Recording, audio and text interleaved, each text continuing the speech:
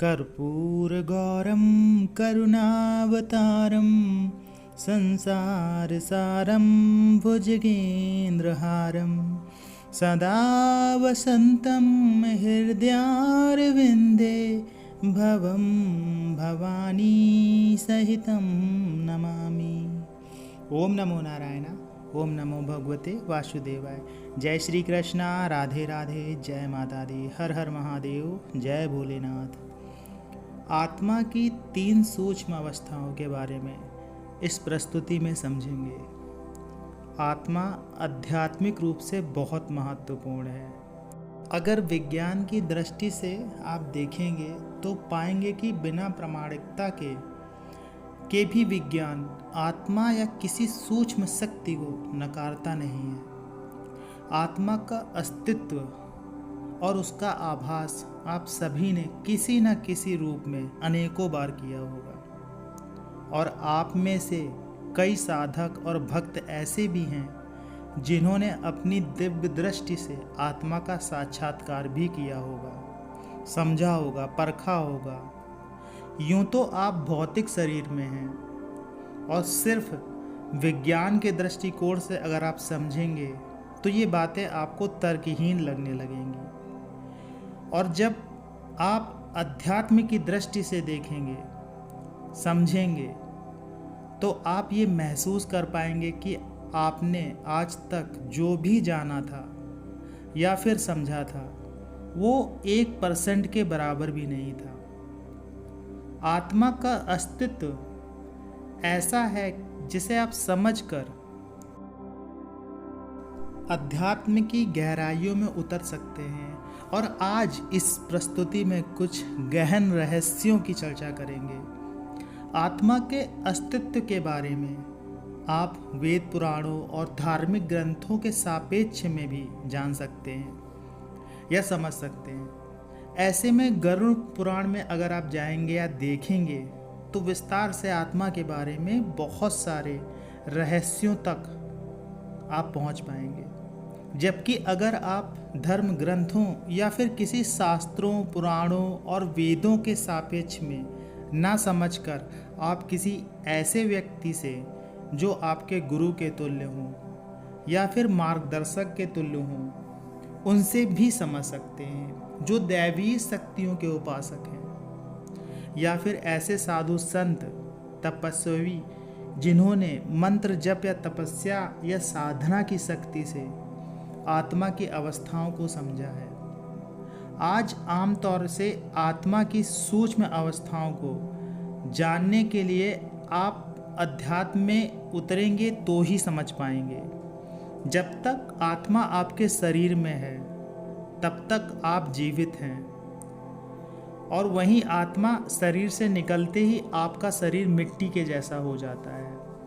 अर्थात संसार में शरीर का मोल नहीं है, आपकी आत्मा का मोल है। हम सर्वोपरि मानते हैं शरीर को, लेकिन मोल तो आत्मा का ही है।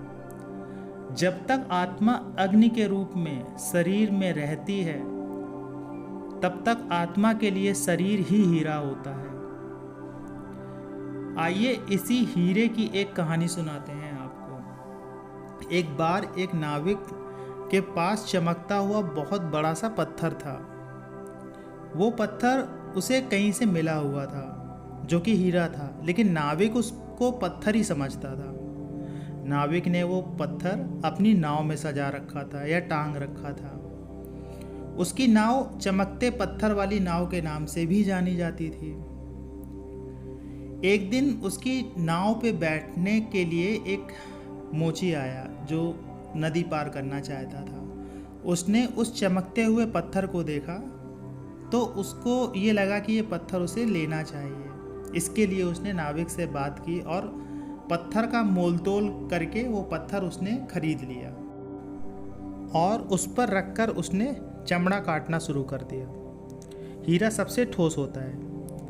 एक दिन एक सुनार अपनी चप्पल ठीक कराने वहाँ पे आया और उसने देखा कि ये मूर्ख हीरे के ऊपर चमड़ा काट रहा है। जौहरी तो जौहरी, हीरे को देखते ही उसने पहचान लिया। जौहरी ने बड़ी चालाकी दिखाते हुए उससे वो पत्थर लेने की बात कही। मोची ने उसे बताया कि उसने कई मुद्राएं देकर इस पत्थर को खरीदा है। जौहरी ने उस पत्थर को खरीदने के लिए 3 गुना पैसे देने के लिए उससे कहा। बोला 3 गुना मुद्राएं देगा जितने में उसने खरीदा है। मुद्राओं का लालच मन में आते ही मोची ने वो पत्थर जौहरी को दे दिया। जौहरी को ये लगा कि उसने बहुत ही कम कीमत में हीरा पा लिया और इस उत्साह में उसने अपनी चप्पल वहीं छोड़ी और हीरे को पोटली में रखा और वहाँ से भागा घर की तरफ और झूमता हुआ नाचता हुआ घर पहुँचा और घर जाकर हीरा निकालने लगा तो हीरा चूर चूर हो चुका था।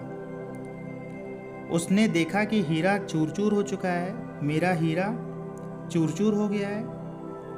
तो हीरे ने जवाब दिया, जौहरी मैं हीरा था लेकिन अब हीरा नहीं हूँ, अब मैं चूर चूर हो चुका हूँ क्योंकि नाविक ने मेरा मोल ना लगाया, मोची ने मेरा मोल नहीं लगाया क्योंकि वो मूर्ख थे, उन्हें पता ही नहीं था कि मैं हीरा हूँ, वो जानते ही नहीं थे, इसलिए मुझे कोई फ़र्क नहीं पड़ा। लेकिन तू तो जानता था कि मैं हीरा हूँ पर तूने भी मेरा मोल नहीं लगाया, यही सोच के मैं चूर चूर हो गया हूँ। तो आपका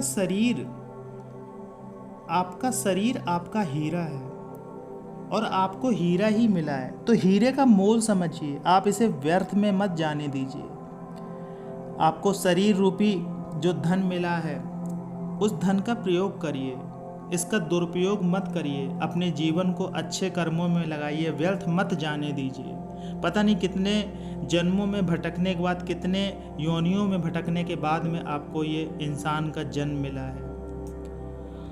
अब आत्मा की सूक्ष्म अवस्थाओं के बारे में समझते हैं। अगर आप अध्यात्म की नज़र से देखेंगे तो आप पाएंगे कि आत्मा की 3 सूक्ष्म अवस्थाएं होती हैं। आपके पूरे जीवन भर आपके हर कर्म पर वो प्रभाव डालती हैं। जिसमें पहली अवस्था है मन की। मन चंचलता से भरा होता है, आप भी जानते हैं। एक पल में आप न जाने कितने विचारों को अपने मन में जन्म देते हैं और ख़त्म करते हैं, और बहुत सारे विचारों को आप आता जाता भी देखते रहते हैं। मन में पवित्र विचार आते हैं, अपवित्र विचार आते हैं, सार्थक विचार आते हैं, निरर्थक विचार आते हैं। आपका मन 2 भागों में बटा रहता है। पहला मन चेतन मन कहलाता है, दूसरा मन अवचेतन मन कहलाता है। चेतन मन आपके बस में होता है, वहीं अवचेतन मन पारलौकिक ब्रह्मांड और दैवी ऊर्जा से, किसी भी प्रकार की ऊर्जा से जुड़ा होता है। चेतन मन से आप कोई विचार लाकर उसे क्रियान्वित करते हैं। जैसे आपने मन में अच्छा विचार लाया और अच्छे विचारों से अच्छे कर्म किए आपने, तो आपके साथ में अच्छा होगा और आपको अच्छा समझा जाएगा। वहीं अगर आप मलिन विचार लेके आते हैं, गंदे विचार रखते हैं अपने मन में, तो आपको गलत समझा जाएगा, आप गलत कार्यों में लिप्त रहेंगे। तो आपका मन आपके चरित्र की पहचान होता है। इसलिए अगर आप अपने मन को सदुपयोग करते हुए कोई कार्य करते हैं तो आपके जीवन में बदलाव होने लगता है। एक बात समझनी और आवश्यक है कि आपका मन दैवी शक्तियों और नकारात्मक शक्तियों से भी बहुत जल्दी प्रभावित हो जाता है। और ये कैसे होता है? आप आत्मा की तीसरी सूक्ष्म अवस्था में इसको समझ पाएंगे। पहली अवस्था अर्थात आपका मन, जो कि एक बीज जैसी है। जैसा बीज होगा वैसा ही पेड़ बनेगा, वैसा ही मन भी है आपका। जैसा आप मन में रखोगे आपके जीवन में वैसे ही परिवर्तन होना शुरू हो जाएंगे। जबकि अवचेतन मन आपकी सूक्ष्म अवस्थाओं की बड़ी शक्ति है, जिसे अगर आप समझ पाए तो अपने जीवन में आप बहुत कुछ बदलाव कर सकते हैं। आप अगर अपने अवचेतन मन को समझ पाए तो आप अलग अलग आयामों के रहस्यों को भी समझने लगेंगे।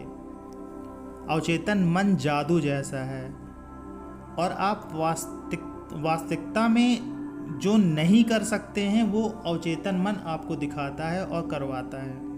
और जीवित रहने की बहुत सारी रहस्य की जो स्थितियां होती हैं वो आपके अवचेतन मन से संचालित होती हैं। जैसे पलकों का झपकना, सांसों का निरंतर चलते रहना, हृदय का धड़कना इत्यादि, जो कभी नहीं रुकता है, और वो बंद हो जाए तो आपका जीवन समाप्त हो जाता है। और यही सब अवचेतन मन नियंत्रित करता है। अवचेतन मन के माध्यम से आप दैवी शक्तियों का भी अनुभव कर पाते हैं। बहुत से आध्यात्मिक संकेत आपको अवचेतन मन के माध्यम से ही प्राप्त होते हैं, जैसे साधना करने का जो अनुभव होता है या मंत्रों का प्राप्त हो जाना। कभी कभी हमें अवचेतन मन के सहारे भी मंत्र प्राप्त हो जाते हैं। वहीं नकारात्मक शक्तियों के होने का आभास भी अवचेतन मन के माध्यम से हो जाता है। वो भी अवचेतन मन की सहायता से अपनी आभा के होने का एहसास दिलाती हैं, जिससे कभी ना कभी आप बहुत भयभीत भी हो जाते हैं। प्रस्तुति लंबी ना हो, इसलिए इसे 3 भागों में आपके समझ प्रस्तुत करेंगे। इस भाग में आपने आत्मा की पहली सूक्ष्म अवस्था के बारे में जाना है। अगली प्रस्तुति में आत्मा की दूसरी सूक्ष्म अवस्था के बारे में जानेंगे। कमेंट्स के माध्यम से अपने विचार प्रस्तुत करिएगा। जय श्री कृष्णा, हर हर महादेव।